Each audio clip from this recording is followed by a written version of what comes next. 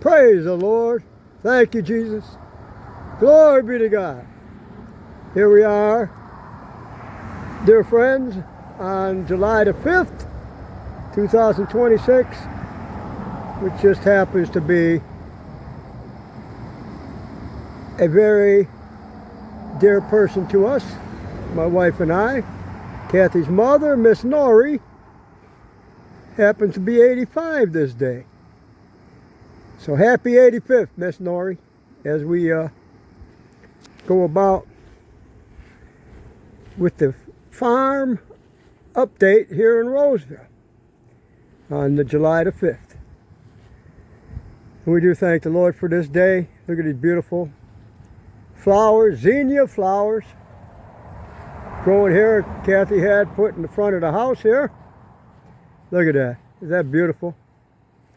And then you see the pumpkins, pumpkin squash that we're going to harvest here as soon as the stems turn a little bit more brown, where they get fully ripe. And then we got some basil plants there that we'll be using for the tomato sauce. And here, Miss Nori, here is the Mandeville that you bought when you were down here, that Kathy had planted right next to the porch. And you see how beautiful it's climbing right up there. What a beautiful, thank you, Lord. Remember now, Solomon in all of his glory was not arrayed like one of these now. But here we are, as I take you on the Rowesville Farm Life Update. Here the beautiful mimosa trees have really, when we planted these things, they're about 6 foot high, and you can see them now, they're 15 to 20 feet high. And here we are off Highway 21, as you'll hear a car go by every once in a while on this Sunday morning. Here we have some mullein that was brought from Connecticut, and the seeds just continue to produce more mulleins.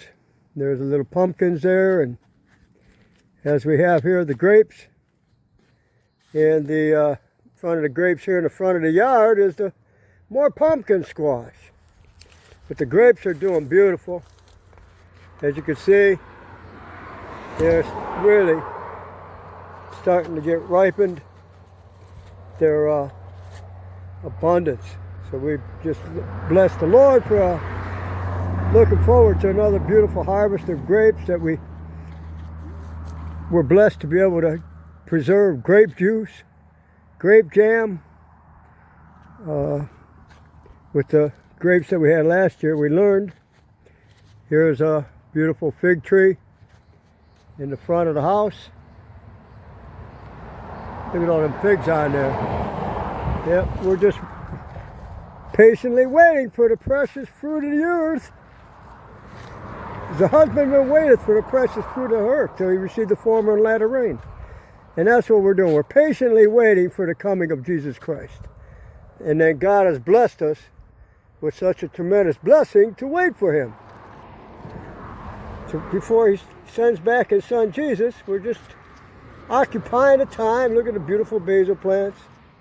There's another bay tree that Sister Kathy and I transplanted here last year. And it's really did beautiful. Kathy planted that oak tree there that's almost 15 feet high. That was only about 6 foot high, 6 foot high when she planted it last year. So we're just giving you an update here. There's the zinnias with a beautiful creation of God. When I see these butterflies like this, it reminds me of what kind of, how did the beings that God has created, like the seraphims and the teraphims and the angels and the beasts and all those things in the book of Revelation it describes, with wings. One of the creatures got 6 wings. But I'm constantly reminded of the creation of God when I see the butterflies, the birds, the beautiful bees we have that are creating the honey, the chickens. Here we are again, one more long grapevine. There's 7 of them on this one. Then we got more fig trees here. that are producing figs. Beautiful. We're just blessed with the fruit of the earth here. More fig trees. And as we have been blessed with tomatoes, eating fresh tomatoes all the time, and since they've been coming in, 2 beautiful persimmon trees are have some beautiful persimmon on them.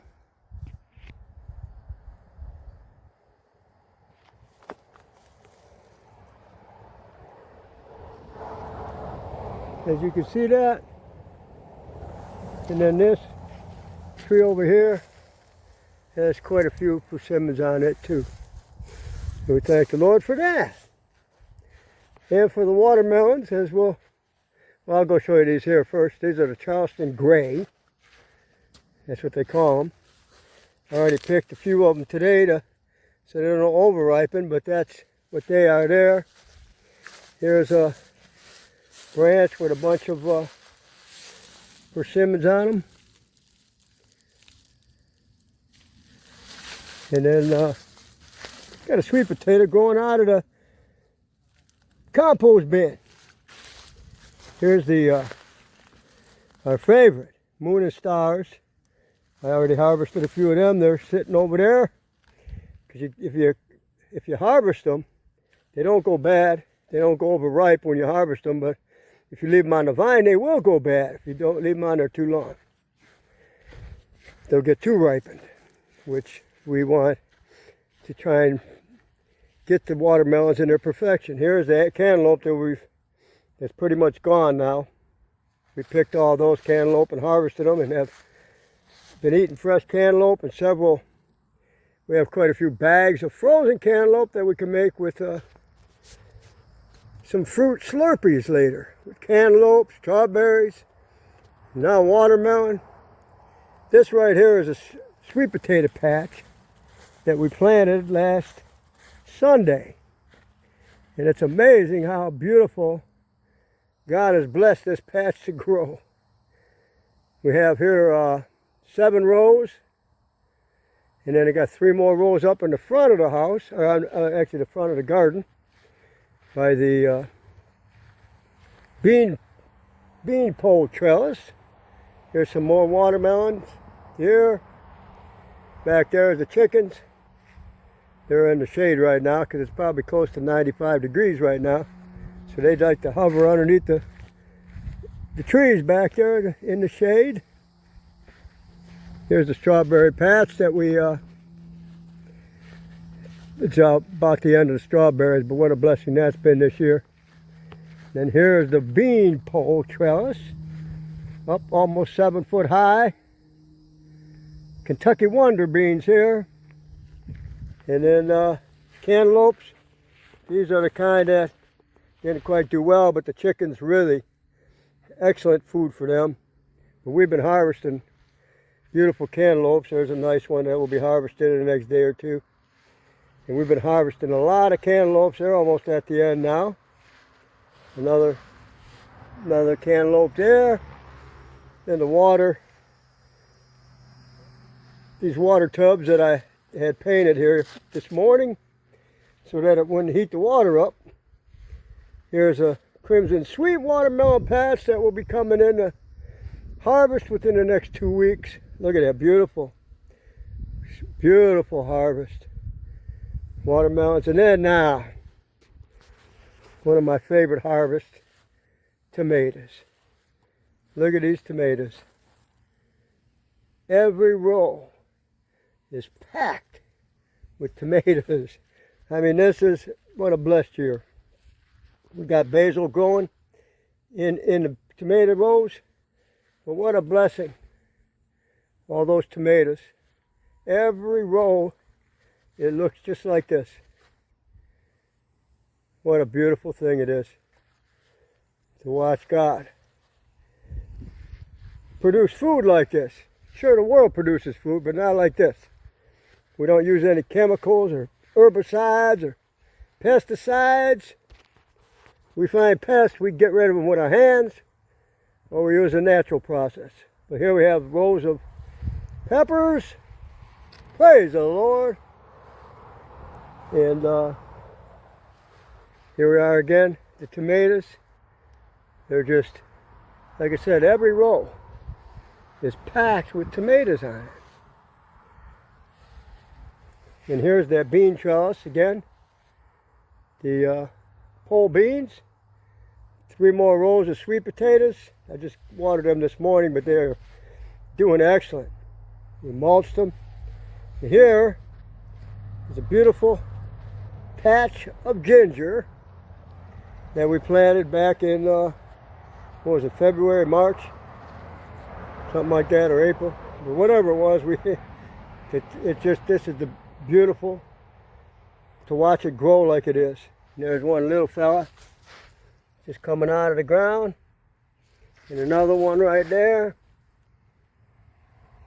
And soon they'll get like this, because ginger thrives in extreme hot temperatures, because it's actually from South America. The rainforest is where it originally came from what I've heard, and that's the kind of weather it likes. And here's a beautiful patch of oregano that Kathy had planted and separated and from one little plant, or a pretty large plant actually, and then put it all over, and we just got beautiful oregano, fresh oregano. We drink with tea, and we'll be using it quite a bit with our tomato sauce when we start processing them. And we'll go this way. There's the pad we made for the Fluff, the cat. She's in the house right now because it's way too hot for her to be out here, especially being black. It's the color of her fur. That she'd be out here just panting away. But she's enjoying the air conditioning in the house right now. And I will shortly be back in there myself. Because all the work was done this morning actually. Here you guys see a small fence around the sweet potatoes, because the rabbits like to eat the fresh buds off the sweet potatoes, as I've learned in the past couple years, and this time I beat them to the punch. I put it up after I planted these last week, so that way they wouldn't have no chance to eat anything. They could eat the grass or whatever they want to eat. Here we got 2 beautiful Rose of Sharons that me and Kathy bought several years ago, and they are just, look at this. In fact, when we were living there in Connecticut, on Atlanta Court, we had a beautiful couple big Rose of Sharon trees right in front of the house we were renting. So when me and Kathy went to this place, this nursery, a few years ago, we picked up 2 of these, and they're beautiful, and also some gardenias. Here are some tomatoes that Kathy had put in these pots. Grape tomatoes, and I got a nice bowl of them I picked yesterday. Extremely beautiful, tasty, sweet. They're in the refrigerator ready to be eaten. And then well, this here is beauty berries that we picked up. They're good for making jelly, jams, or whatever once they produce berries. And they grow very fast and produce a lot of beautiful red berries. All right, now we're going to go over here as we going to close this video out of Rowesville Farm Life. These are tomatoes, Marzanos. These are the ones that Kathy had a desire to plant, and they are beautiful. They're like a Roma tomato, but much better, I believe. We never really had much success with Romas, but these Marzanos are really coming on strong. And what I'm going to do with these tomatoes here in a little bit is cut them up and put them in the freezer and get them ready for cooking them down for tomato sauce. But that's the Rowesville Farm Life. I'm not sure what edition this is, but it's a good one. A good edition. As you'll see here, more grapes on the grapevine, and they're just producing beautiful vines, which make the grapes ripen, grow. Look at them grapes there. Those are nice sized grapes already. And they're going to just go on to maturity. So like I said, this is the Rowesville Good Edition Farm Life.